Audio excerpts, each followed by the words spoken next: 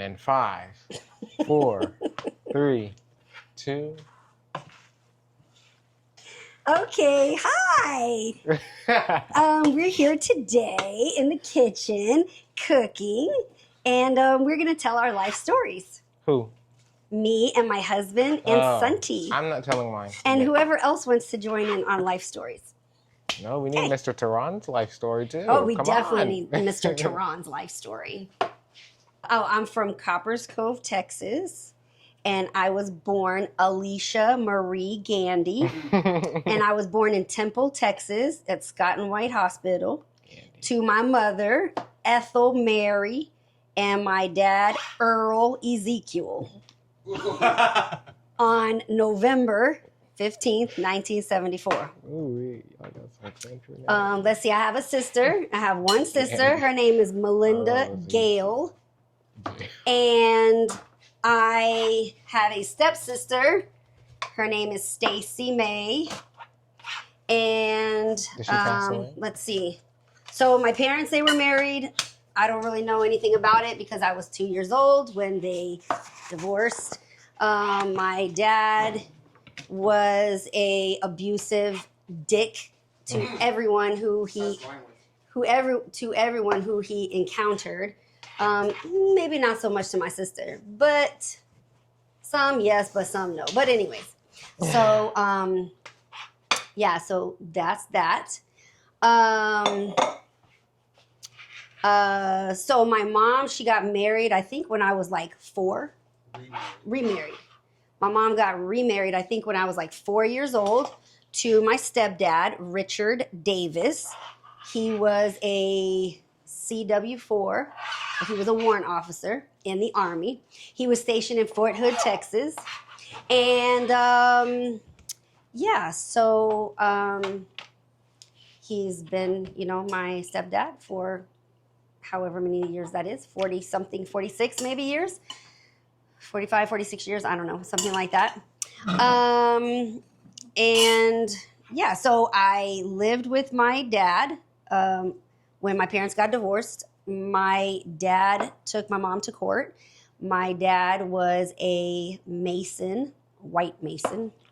And he took my mom to court, and he had his lodge buddies go to court and lie to the judge about my mom, which then allowed him to get custody of me and my sister. So we lived with my dad, and we visited my mom on every other weekend, in the summer, some holidays, things like that. Let's see, I lived with my dad until I was 16-ish. I had surgery on my foot, and so I stayed with my aunt while I was recovering. And then I was about to turn 17, and in the state of Texas, when you're 17, you can choose who you want to live with. So I went to my dad's house with my aunt and picked up my stuff and left, and I never went back. So yeah, and then I stayed with my aunt until I graduated high school, and then I moved to Virginia. I was pregnant with Courtney, moved to Virginia, and been here ever since. I just want to go to the What are you doing over here, Santi? I'm just chopping up these little shrimps for some shrimp rolls tonight. I'm pretty hungry, so I'm thinking about making some creamy carbonara bulldog over there on the counter. What's creamy carbonara? It's really good. It is some noodles that are really spicy, and they come in all types of flavors. Right now, I have the original, which is a black backpack, the habanero lime, that was pretty spicy, and then I have this creamy carbonara I have yet to open, and I cannot wait to open it. So. Interesting. How long have you been chopping shrimp? Almost 2 hours. You was a doggone lie. I think it's about 2 hours, maybe an hour and 30. And there's a lot of shrimp. Exactly. But anything for people to eat. Including yourself. Oh, of course, I'm going to be eating this. This is one of my favorite meal items over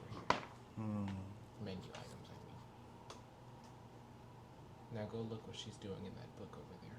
Yes. Oh, go show the puzzle. I'm making these bunnies for the baby shower. I thought you were talking about the puzzle. Gluing them on. We'll show the puzzle. Don't worry. 1,000 piece puzzle. 1,000 Can I piece. hear me on that microphone? Oh, what I'm doing? People don't know. They're just looking at it for the first time. They don't Oh, I'm just, I took a photo and I had it printed and then I brought it home and cut it out and then I put it on plastic and cut it out and now I'm gluing the picture to the plastic.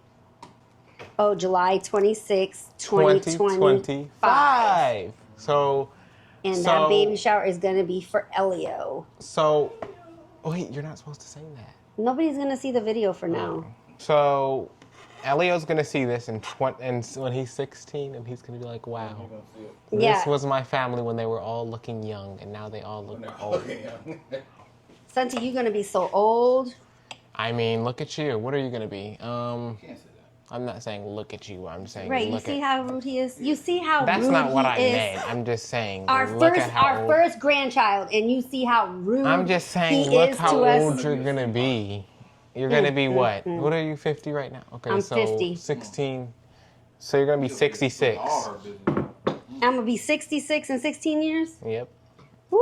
Hallelujah! I'm gonna have retirement at that Oh point. yeah, and then you can be done with these people at your Woo, job. yes, and my grandson, Santi Morris, is gonna be rich, and he's gonna take care of me. I hope I'm Woo! rich. I can't wait. He already said, "Grandma, I'm gonna take care of you." Okay, well, maybe he didn't, but you know, I'm sure he would if I needed it. Implied. No, so this is a book that I started writing in for your dad. It's called A Lifetime of Memories. Let me see.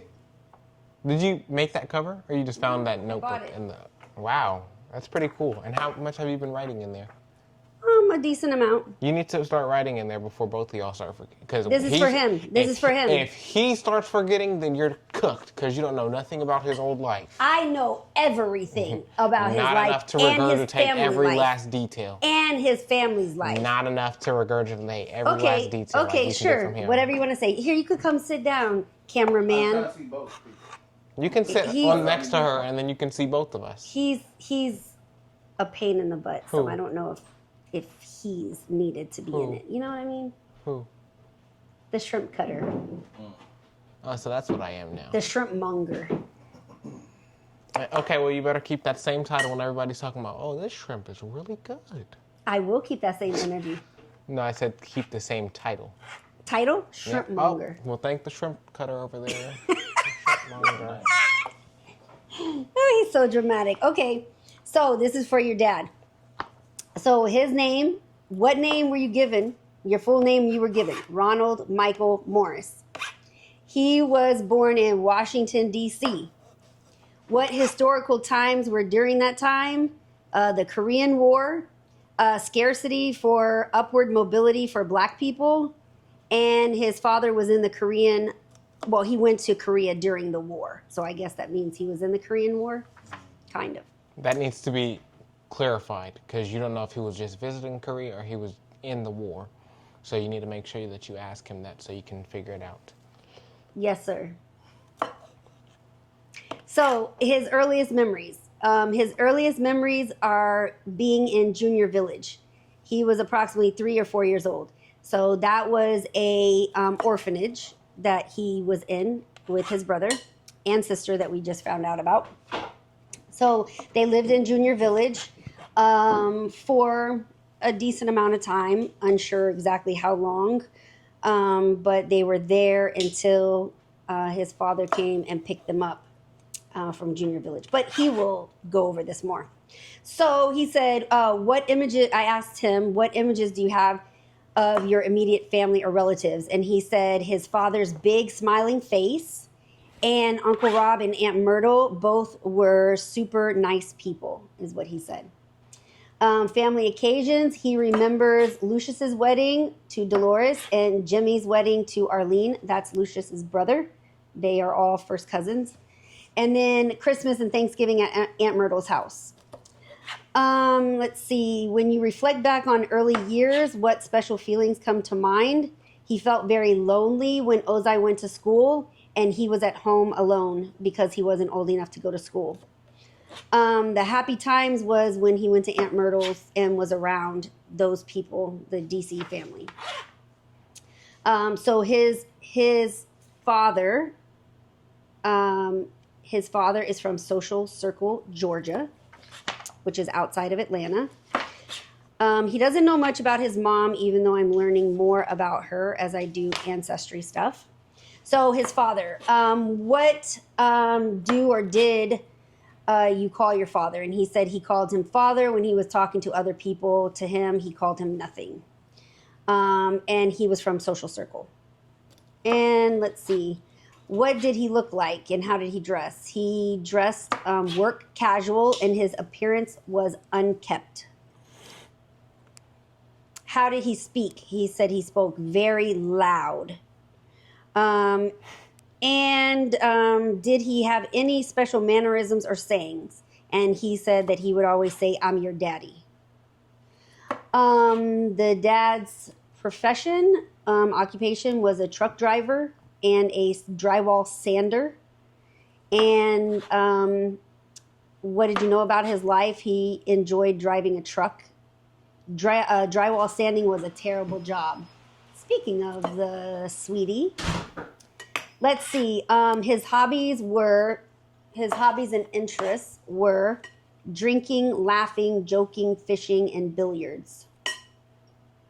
And did any wars directly affect your father? And he said they never spoke about it. Babe, Sunty Morris wants clarification on a question. Your dad went to Korea during the war. Does that mean he was in the Korean War? Yeah. If you're in the country where the war is, you're in the war. Okay. You don't have to actually fight. Okay. Let's see. Who were your father's best friends? And what did they do? So his father's best friend was Bill and Dickie, Vern's brother. And they drank and partied together. And was your father a healthy man? It says no, he was an alcoholic. So his illness was alcoholism. So when we say father, we're talking about uncle. Nope, his father. Biological father. Yes. Okay. Mm-hmm. Yep, Ozai. Okay. Well, his uncle's name was what? Sammy. Hmm. What is the funniest story you can recall about your father? He always thought he was a mechanical person and always thought he could fix anything. But I guess he could not. So we don't have anything about his mom. So his relationship with the family, what's your fondest memory involving your brother or sister? And he just said, like, the early days, that means as an early child, like 3-4 years old, and playing and getting in trouble together. And what's your fondest memory about your grandparents? And it says he does not know because he did not know them. His grandfather was lynched in Social Circle, Georgia. And yes, and his grandmother died of natural causes in Social Circle, Georgia. What cousin did you feel closest to? And he said Gwen, and they were just playing outside. And Gwen is Doris's youngest sister. Mm-hmm. She just passed away. She's in that blue urn over there. She's in the blue urn on the shelf. Because her favorite color is blue. That's his cousin. His cousin. Oh, cousin. Your first childhood home was in Spotsylvania, Virginia. It was a 2-bedroom house, and it only had an outhouse. There was no bathroom in it. They only took a bath on Saturdays, and they had to share the same water as like each other. The house had carpet and vinyl floor, and the house was very clean. So in terms of where he lived, so he only remembers living in Junior Village and then Spotsylvania. And then at around 16 years old, he left his uncle's house. Which, okay, let me back up and tell you how this happened. So he was in Junior Village, and Lucius's brother was in a car accident, and his dad happened to come and pick him up from Junior Village, him and Ozai. Picked him up from Junior Village to see them, visit them. He supposedly didn't know that they were there. So when he picked them up, he couldn't take them back to his house because his wife, Vern, would not allow them to be there because, of course, his dad had an affair with their mother. And so Vern, his wife, did not want any of those kids around. So they went to the hospital to see Jimmy in the hospital, and kids were not allowed in the hospital back then. So him and Ozai stayed in the car. And as the uncles and the dad was walking out of the hospital, the uncle said, "Those look like Morris boys." And then his dad said, "Yes, those are my sons. And I don't know what to do with them. They can't, Vern said they can't come to the house and blah, blah, blah." So the uncle said, "Bring them down to me." And that's what happened. The dad took them down to Spotsylvania, and the uncle raised them for their life, their whole life. So around 16 years old, he ran away from home, ran away from his uncle's house, and went to the Spencer's house. Santi, you know who that Earl is, right? Spencer. Right. So the house that's next door to where Mrs. Spencer lives now, that's where he stayed at. I don't know where he lives now. But Okay. Well, anyway, so he, Spotsylvania. yeah, he went and stayed in the Spencer house. They had several like foster children living there. And then after a little while staying there, maybe a year or less, he moved to DC to Doris's house, and he lived with Doris.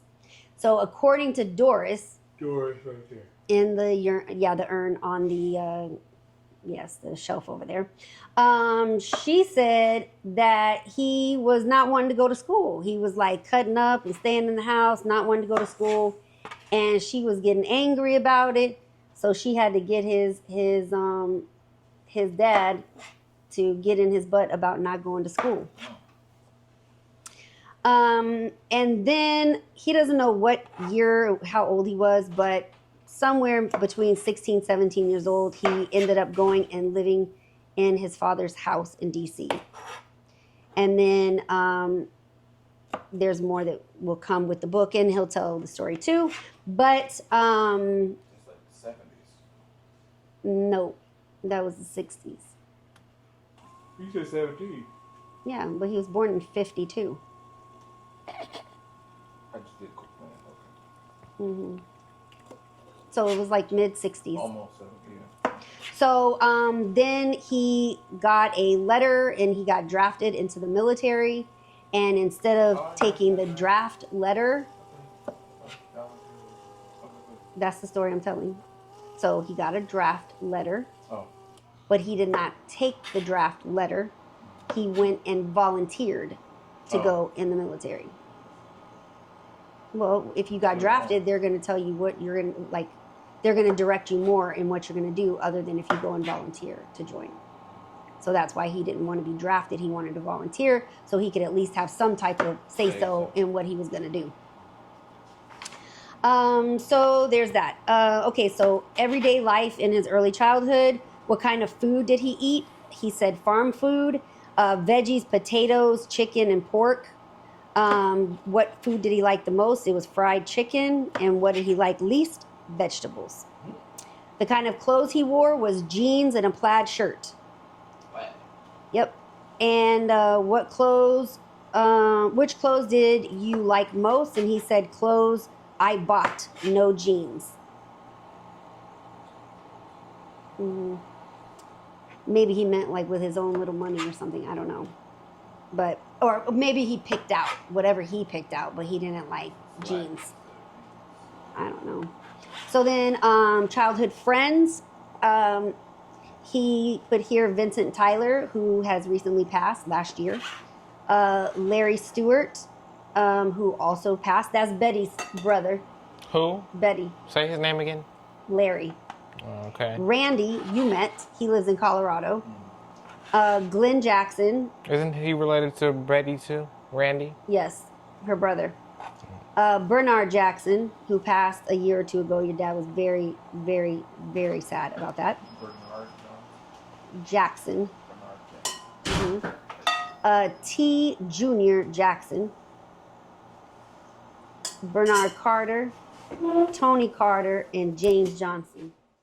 Okay, so this is the pack of noodles I was talking about. These are the cream carbonara Yeah. that I was talking about. So I'm about to eat some. Then I'm gonna come back, show you guys what it looks like. There we go. Okay, so back to this. Childhood activities. Make sure you close the garage. Childhood activities. What he liked to do was play basketball, football, shooting, and bicycle riding.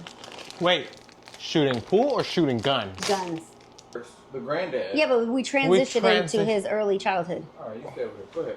No, you want my input so bad. So I'm gonna input now. Okay. Watch those shrimp, please. Thank you. Don't let the bottom of the pan get wet and then put it on the stove. I like the sound it makes when it sizzles.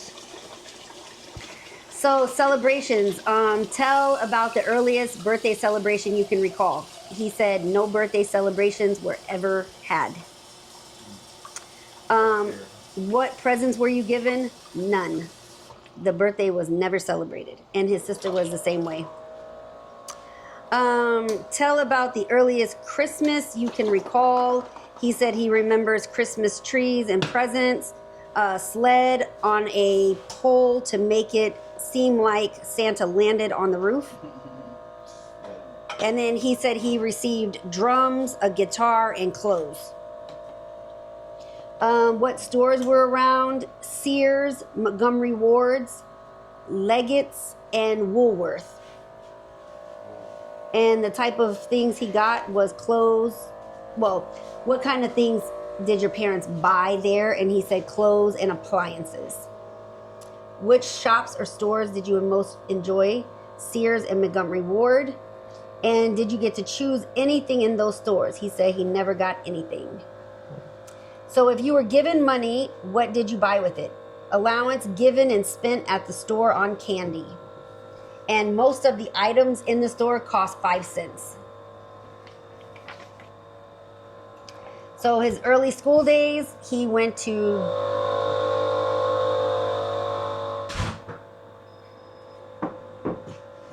Noisy as hell out there. early school days. He went to John J. Wright, which is in Spotsylvania.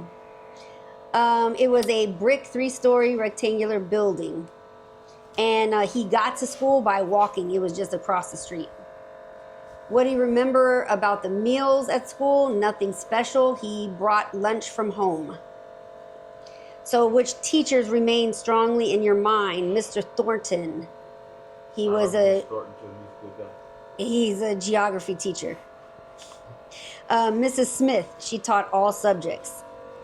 Why do you remember those teachers? Mr. Thornton was the first male teacher he ever had, and Mrs. Smith was a very nice lady who liked him. His early school days. What lessons did he most enjoy? He enjoyed math because it was easy and logical. History was interesting. Science was interesting about how things work and what they're made of.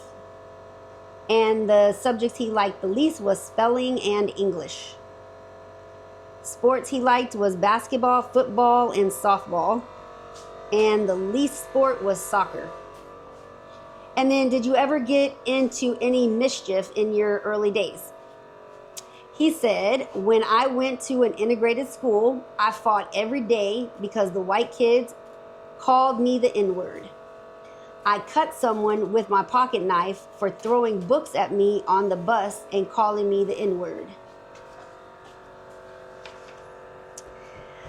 And his best friend was James Johnson and Glenn Jackson. We're back. Tired of being freaking analyzed. Okay. So anyways, one of the memorable trips he remembers as a child was he went to Atlantic City with his family. It was the first time to see a beach or an ocean. He said he was probably around 7 or 8 years old. Let's see. What toys did he most enjoy playing with? It was a dump truck, a tractor, and an airplane. He liked playing cowboys and Indians with a cap pistol gun. He created a bow and arrow with a stick, rubber band, and a needle that he told me he used to shoot the cow with. Oh, they don't feel it. He felt it, I'm sure. No. You do like to kill bugs and make them like burn, sizzle. Only with that. But at the end of the day, it's like you shouldn't have even been in my vicinity inside the house. Do you kind of Basically. see where I'm coming from? Basically.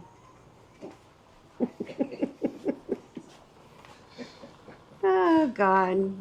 Okay, so it says here your dad's first teenage crush was Betty Stewart. Betty Stewart.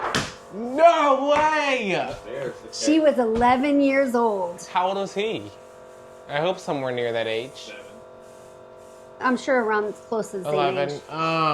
And she lives right in that neighborhood with Betty and Mr. Crump. That is Betty. Wait, he had a crush on that Betty? Yes. He said she was the prettiest girl in the entire town. Wow. But he ended up Oh, no. dating her sister, sister. Hazel, for a quick hot blink, He said, I couldn't have you, so let me get your sister. basically.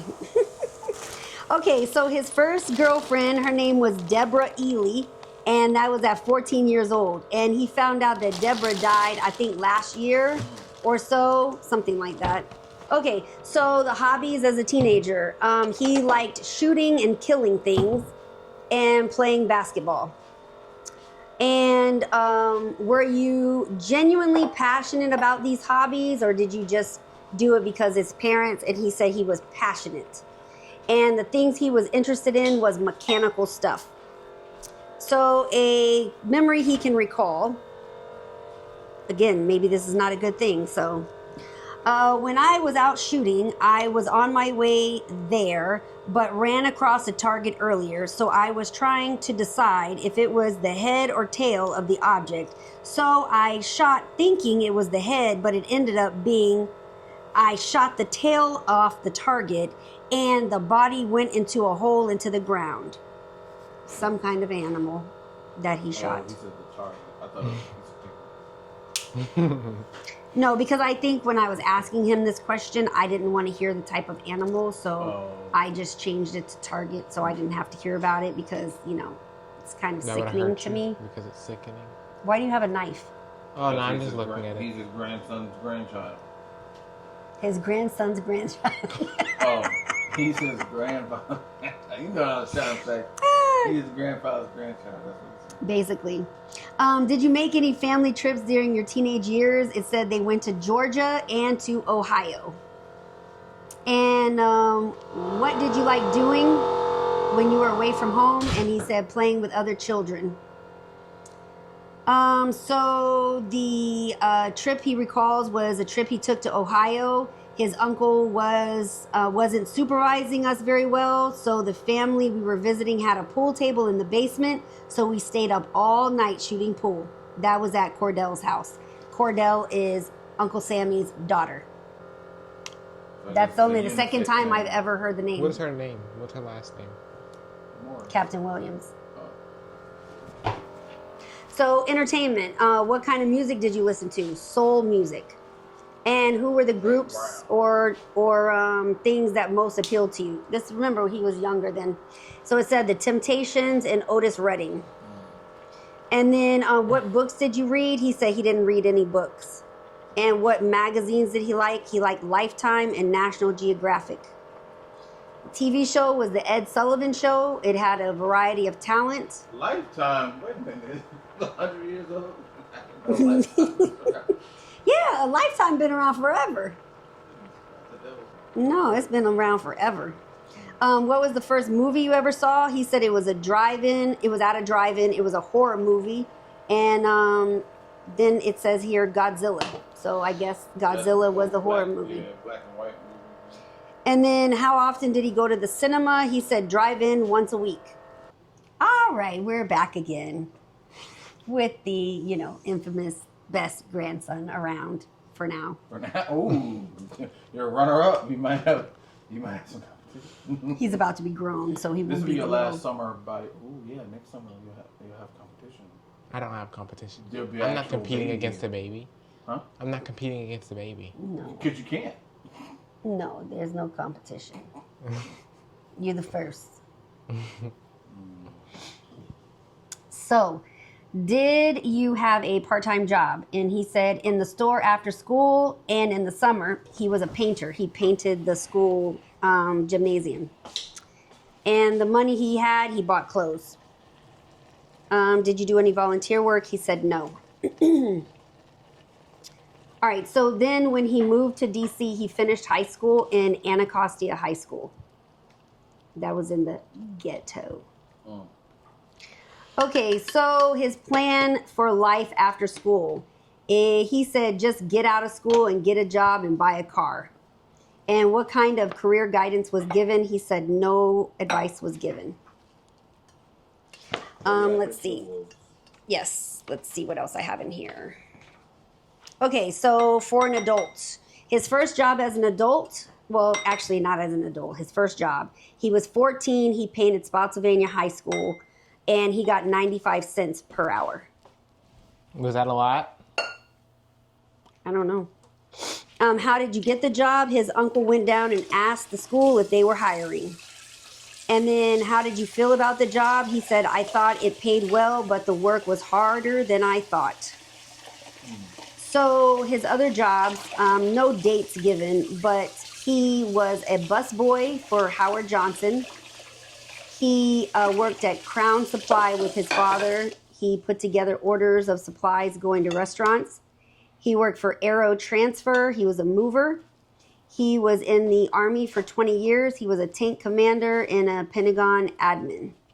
He did Morse contracting. He did home renovations.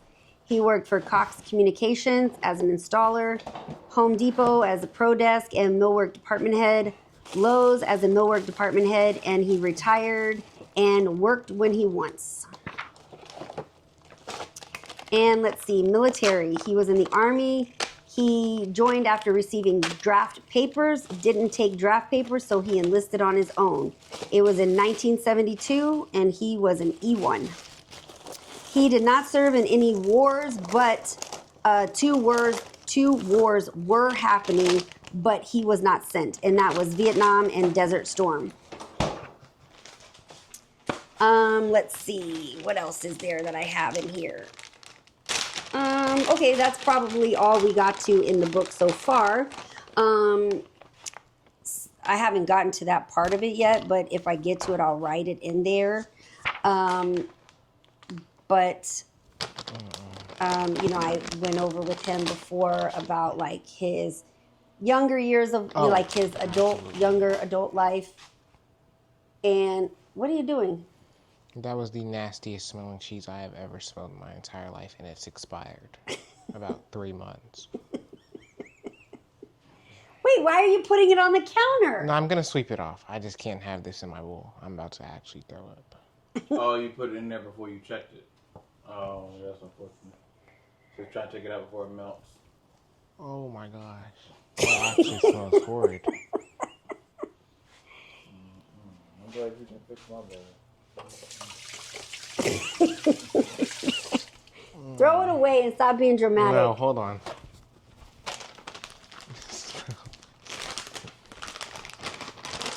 Smell it. Ooh, I'm that's good, I'm good, No, I'm good. smell it. Trust me, I'm good. Are you smelling it? Smells like feet, okay? Thank you. Goodness, you throw it outside. Don't throw it in here. Don't throw put it it in here. there. Just close it up and put it in there. Zip it. Like, zip the thing. Goodness, it's gonna smell like feet in the whole house. What is that? A fly. What was the expiration?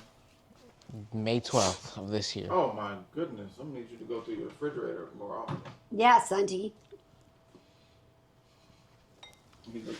Bro, I actually can't. You lost your appetite now, huh? It's not even Almost. there anymore. A little bit melted, and I can still smell it. Eating, huh? How about that? You cannot smell it. That's just stuck in your nose. It is in there. I just smelled it. It's the smell stuck in your nose. pretty stinky. I just explained what I was eating. Okay, throw it away. No, I'm not throwing this away. You did not I'm- explain what you were eating. I said I was eating bulldog carbonate. To me, you did, but I was not recording. Oh, I did, because I told you to record, and I said I would show you guys when I was finished. Oh. Is there shrimp in there? Okay, let me balance this out, because I'm actually going to have it fit. Oh, you gonna put some real cheese in there? Yes. Make sure that cheese ain't expired as well. It actually is. Oh, never mind. What? We are in 2025, I was about to say. What month? It's November 1st. But maybe it's 2025. November 1st. Oh, so you got a few months before it expires. Mm-hmm. Yeah, it stinks over here. Courtney had to go to a patient's house. Why does she have to take the mother-in-law with her?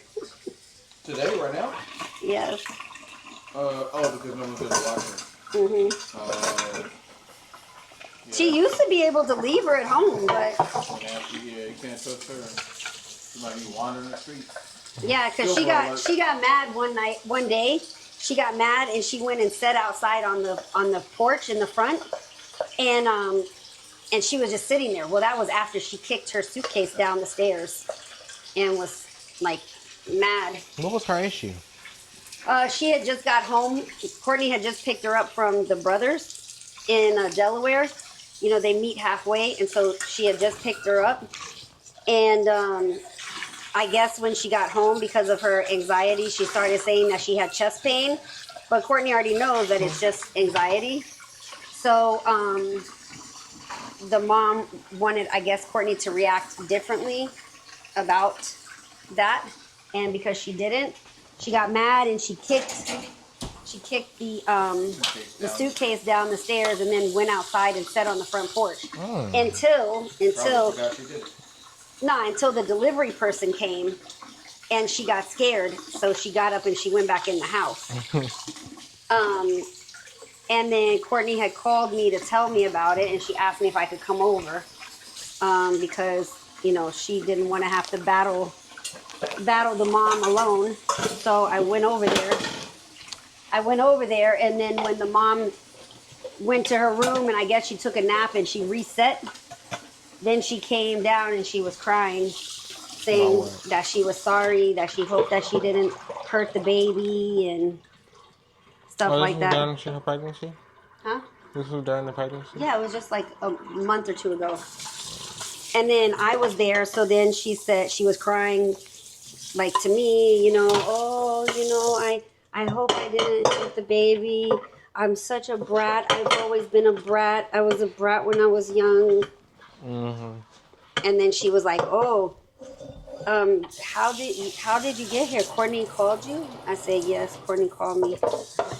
And she said, "Oh, wow." So that was that. But anyways, fun times. Fun times. You have had to deal with dementia people, what, 3, 4 times? No, wait, no. Who else? So Just Lucius. Lucius, and now Lourdes. Mm-hmm. What's her name? Lourdes. Lord. Why are you saying like that? She's from the Philippines. He's special. Oh, okay. Yeah, so 2 times. Put the scissors up, please. Gotcha. Yes. And what's your experience been like with dementia? Oh Lord, it's a lot. It's It is really a lot. So it's hard. Can you open this trash? Help grandma. let me tell you this. So with Lou, he can be aggressive, or he could be when he was alive with the dementia. So he actually tore something in her arms. So that's just something. That's only one of the things she had to deal with, dealing with him. Mm-hmm. So with those types of things, you kind of just have to watch out, feel it out, because you never know what you can say or do that might make them react in a different way. Exactly. Mm-hmm. And what's been your specific challenge with dealing with a loved one with dementia?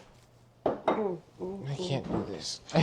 Just just natural, like just fatigue of like repeating yourself, fatigue of them not remembering, fatigue of them accusing you of things, fatigue of trying to find resources, so it's just a lot.